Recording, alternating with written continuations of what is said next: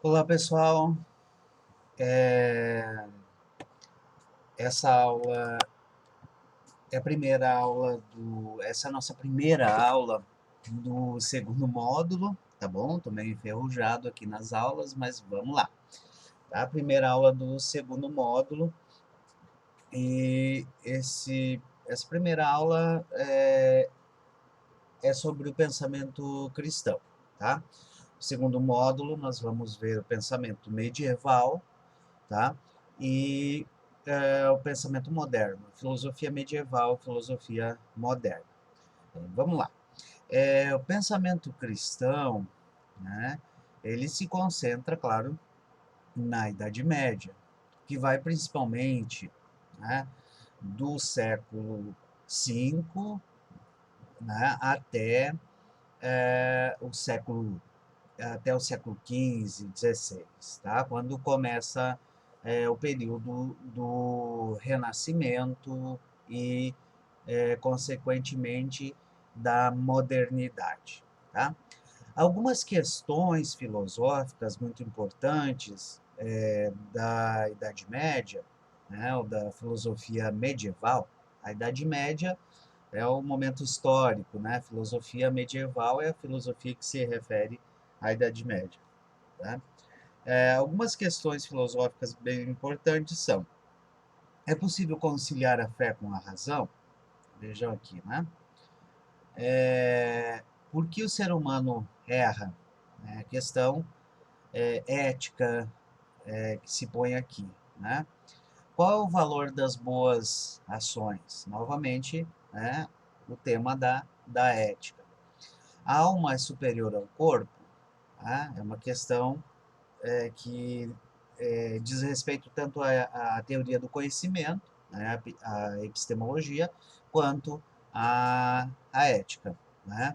Pressupondo, é claro, que uma separação entre alma e corpo, né? Sendo a alma responsável pelo pensamento, sendo a alma, né, a parte é, não perecível do ser humano, e sendo o corpo responsável pelos sentidos, pelos sentidos, pelas sensações, pelas paixões e assim por diante. Tá? A relação entre as palavras e as coisas, né? Ou seja, a questão da linguagem, né? Pensando aqui a linguagem como uma espécie de dádiva ou de dom humano, né? E outras questões mais ligadas, no caso, a, a teologia, né? A vida surgiu ao acaso ou faz parte de um plano maior? E, finalmente, né, Deus existe? Tá?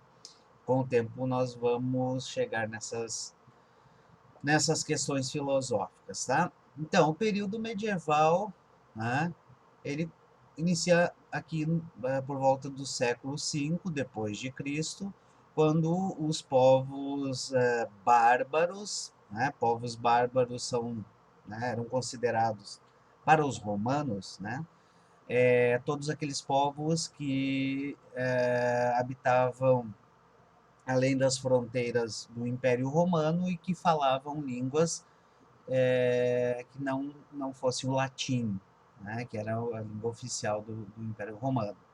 Então, os vikings, os povos germânicos, né, enfim, eram todos bárbaros. Tá?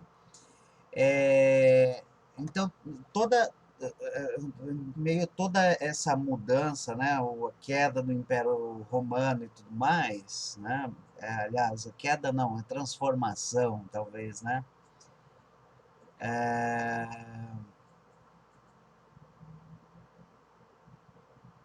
é, é, a, a influência, né, da Igreja Católica, né, ou da religião cristã e principalmente aqui no caso da Igreja Católica. Por quê?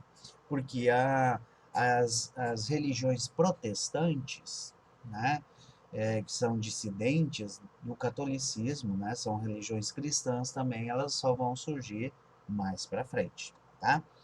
Então, Apoiada em sua crescente influência religiosa, a Igreja passou a exercer importante papel político na sociedade medieval. Desempenhou, às vezes, a função de órgão supranacional, ou seja, estava além dos territórios, além das nacionalidades, e era capaz de conciliar os problemas entre, né, eh, os povos, né, bárbaros e romanos e assim por diante. Então, ela teve um poder político muito grande e, né, é, todo um intuito, um interesse de levar o cristianismo para todos os povos, né? Todos os povos, né? Do Ocidente, né? Vamos falar assim, do Ocidente, né? Cristianizados, né? Acabam então, digamos assim, vivendo de uma forma mais conciliada, né? O cristianismo é o quê? É uma espécie de dissidência, né? O que ele fala de uma corrente heterodoxa, né? Uma corrente heterodoxa do judaísmo. Heterodoxa por quê? Porque heterodoxo digamos assim, é o contrário de ortodoxo. Ortodoxo é quando você segue uma religião ao pé da letra. Né? Existem os cristãos ortodoxos, por exemplo, né? Na Rússia. Né? O juda... Aliás, o cristianismo é uma religião heterodoxa em relação ao judaísmo, por quê? Porque ela aceita algumas coisas que o judaísmo não considera. Como, por exemplo, né, que Cristo é o Messias, o enviado de Deus, o Filho de Deus. Né? Para o judaísmo, o Messias ainda não chegou. Né? Então, começa aí, né, a dissidência entre judaísmo e cristianismo, e, é claro, o cristianismo, né, toma para si toda uma parte, né, da Bíblia cristã que não significa nada para o judaísmo, né, que é o Novo Testamento, né, aquele que digamos assim, instalado como uma nova aliança, né, feita por Cristo com com o seu povo, né, o povo cristão, tá? Bem, nós vamos ver depois, então, a relação entre a igreja e principalmente alguns padres, né, que estudaram a filosofia grega e romana, é, mas há que se destacar também, eu não vou falar aqui dessas doutrinas, né, que paralelamente existiram e existem ainda no Oriente doutrinas que também têm suas filosofias e tal, e que não são cristãs, né? Como o budismo, confucionismo, Zoroastro, Lao Tse, tá? Enfim, né? Vocês vão ver aqui, certo? Ah, então, sintetizando, aqui finalizando essa parte de apresentação da filosofia medieval, né? De acordo com a doutrina católica, a fé seria a fonte de todo o conhecimento. No entanto, na filosofia, né, a gente parte da ideia de que o conhecimento vem da razão, logos, lembra? Né? O logos é a palavra argumentada, né? A palavra que demonstra, né, a verdade, que serve de base para o conhecimento.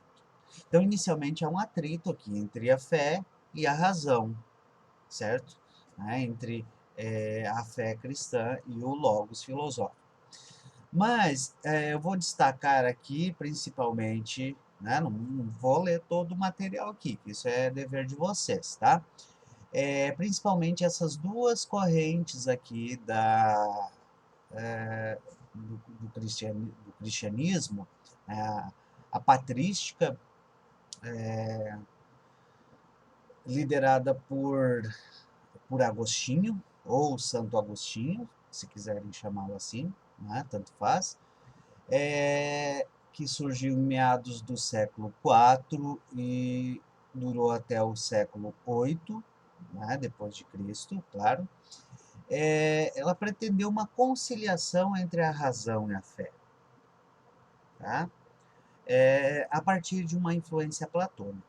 E vai ser muito interessante a gente estudar como isso ocorre.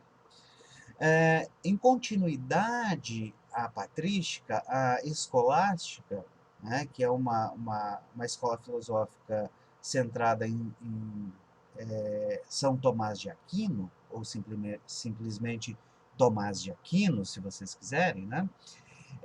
Ela buscou sistematizar de uma forma muito eficiente, né, a relação entre a filosofia cristã e a interpretação da filosofia do Aristóteles, principalmente naquilo que a gente viu lá no outro módulo, né?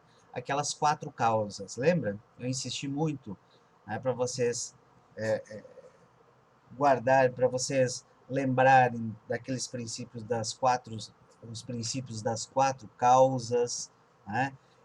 Que explicariam os movimentos da natureza. Pois bem, o São Tomás de Aquino, ou Tomás de Aquino, né, vai utilizar desses princípios e outros princípios aristotélicos para tentar sistematizar a relação entre o logos e a fé, né? Entre a filosofia e cristianismo, certo? No próximo vídeo, então, eu falarei sobre a patrística, né? E depois, no outro, sobre a escolástica. Tá bom, galera? É isso por enquanto. Valeu, até mais.